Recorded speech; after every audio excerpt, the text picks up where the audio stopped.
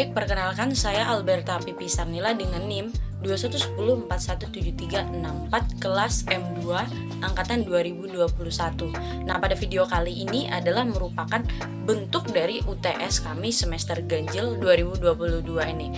Jadi dari banyaknya video-video tentang metode penelitian yang telah dibagikan di Instagram, di sana saya memberikan tanggapan 5 topik. Yang pertama itu tentang bagaimana memberikan judul skripsi yang baik. Berikan judul skripsi yang baik itu harus sesuai dengan syarat-syarat yang sesuai dengan syarat ilmiah, dan biasanya judul skripsi yang baik itu bahasa penulisnya itu bisa dipahami dalam artian sesuai dengan kaidah-kaidah ilmiah begitu. Jadi ciri-ciri dari judul skripsi yang baik itu yang pertama itu harus ditandai dengan terdapat masalahnya begitu. Kemudian terdapat juga variabel. Kemudian judul itu harus relevan. Terus sesuai dengan program studi yang kita ambil gitu, supaya ketika kita meneliti itu kita bisa menyesuaikan dengan program studi yang kita ambil dan kita bisa paham gitu. Topik yang kedua itu adalah mengenal variabel X dan Y. Nah, variabel X ini adalah variabel yang disebut juga dengan variabel bebas atau yang sering disebut dengan independen. Kemudian variabel Y itu adalah variabel yang terikat, bisa disebut juga dengan dependent. Topik yang ketiga itu adalah penelitian terdahulu, atau topik yang ketiga itu tentang penelitian yang terdahulu dan bagaimana mencari referensinya begitu. Nah, untuk mencari atau bentuk-bentuk referensi ini bisa berupa tabel, kemudian diagram, dan juga deskripsi. Tapi biasanya skripsi yang biasa kita temui itu biasanya dalam bentuk tabel dan juga deskripsi.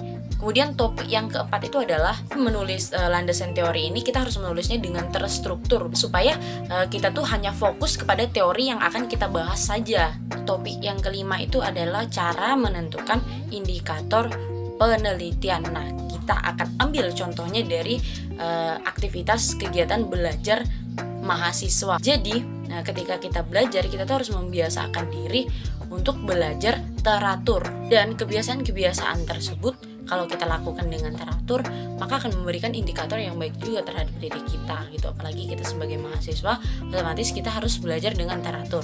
Selanjutnya saya akan memberikan tanggapan pada 4 materi-materi video yang telah dibagikan di Instagram. Topik yang pertama itu adalah pemahaman tentang supply chain management. Supply chain management itu adalah rantai pemasok, yang artinya semua proses produksi dari awal pembuatan hingga akhir pembuatan. Supply chain management ini juga bukan hanya sekedar tentang proses aliran suatu produk saja, tapi juga ada aliran keuangannya juga. Kemudian selanjutnya itu topik yang kedua itu adalah tentang pentingnya supply chain management gitu. Nah, pentingnya supply chain management ini bagi perusahaan itu adalah untuk memperlancar proses produksi suatu produk dari tahap pertama hingga tahap terakhir. Selanjutnya topik yang ketiga itu adalah strategi supply chain management efisien dengan responsif. Strategi efisien ini kita tuh harus memilah budget biaya itu harus dengan tepat. Kemudian strategi responsif adalah strategi yang pelayanan responsif itu memerlukan adanya implementasi yang disebut sebagai konseling individual ataupun kelompok. Selanjutnya untuk topik yang terakhir itu adalah bagaimana tahapan proses dalam supply chain management. Nah, itu ditandai dengan yang pertama itu otomatis customer, kedua itu adalah planning, kemudian purchasing, kemudian inventory, dan selanjutnya itu adalah produksi, dan terakhir itu adalah pengirimannya. Jadi manfaat yang bisa saya ambil dari menonton semua video terkait dengan supply chain management tadi adalah memberikan wawasan yang luas gitu tentang supply chain management, terutama tentang bagaimana sistem produksi yang ada di supply chain management dan bagaimana konsep-konsep dan strateginya juga. Selanjutnya soal tentang teori supply chain management. Yang pertama itu adalah apa pentingnya supply chain management bagi perusahaan yang untuk memberikan kepuasan kepada konsumen, kemudian membuat perusahaan itu lebih besar lagi, dan juga meningkatkan pendapatan bagi perusahaan. Dan supply chain management itu juga menjadi mediasi bagi perusahaan tersebut.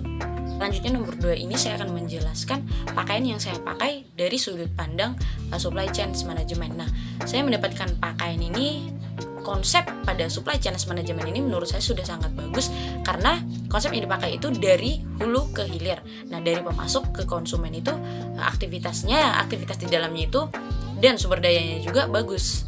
Dan strategi marketing yang digunakan pada konsep ini juga adalah menggunakan konsep trading area, di mana mereka menjual barang-barang mereka itu pada tempat mudah untuk diakses. Selanjutnya nomor 3, pentingnya kita dalam mempelajari supply chain management ini adalah yang pertama itu menurut saya bisa tahu bagaimana cara membuat para konsumen itu bisa puas dengan produk yang kita jual.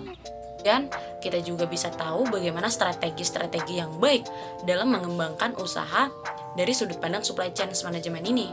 Kemudian selanjutnya kita juga bisa dapat mengendalikan proses-proses dari awal hingga akhir. Selanjutnya pertanyaan terakhir itu apa yang dimaksud, atau coba jelaskan apa yang dimaksud dengan supply chain management. Nah, supply chain management ini adalah rantai pemasok yang dimana terdapat proses kegiatan dari awal produksi hingga akhir produksi. Kegiatan ini itu meliputi mulai dari aliran material atau bahan mentah, pembayaran, informasi pemasok dan keprodusen. Yang pada intinya kegiatan ini itu meliputi dari awal produksi hingga sampai ke pemasarannya dan sampailah ke tangan konsumennya gitu. Jadi sekian dari hasil jawaban atau tanggapan saya mengenai PS Supply Chain Management. Semoga bisa bermanfaat bagi kita semua dan jawabannya benar. Terima kasih.